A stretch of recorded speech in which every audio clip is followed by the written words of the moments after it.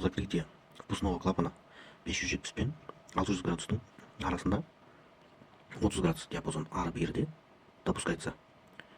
Енді осының ортасын алатын болсақ 585 болады. 30 градус болып тұрға 30 градусты екіге бөлетін болсақ 15 градус болады.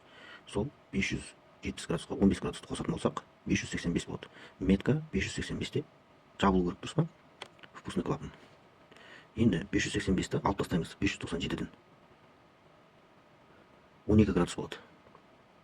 Енді 12 градусты біз қазір осциллограммадан көреміз.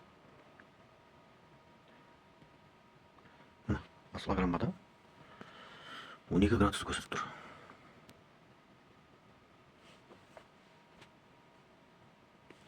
Енді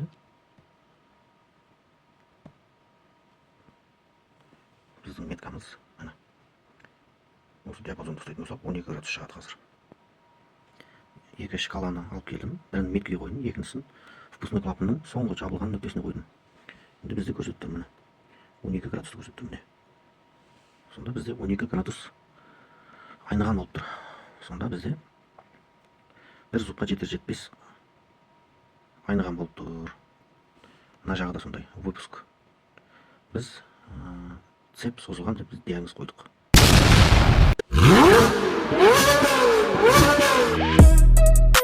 Енді бізде специальный сайт бар. Сол специальный сайтқа кіреміз. Мерседесті белгілейміз. Модель жазамыз.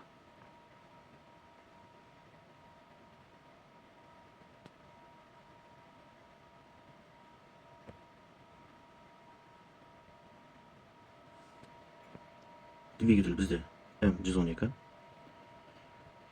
2.4 двигатель. Так, қараймыз. Так.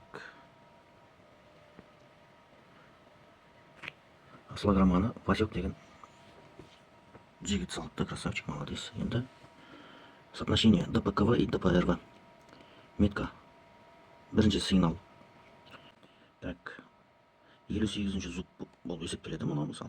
58-ші зуб. Мына датчик распределдің сигналы алдына шығып тұр.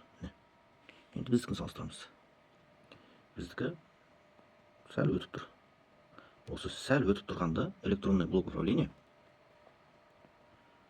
ошибка беріп тұр. Бір зуб кетіп қалған деп.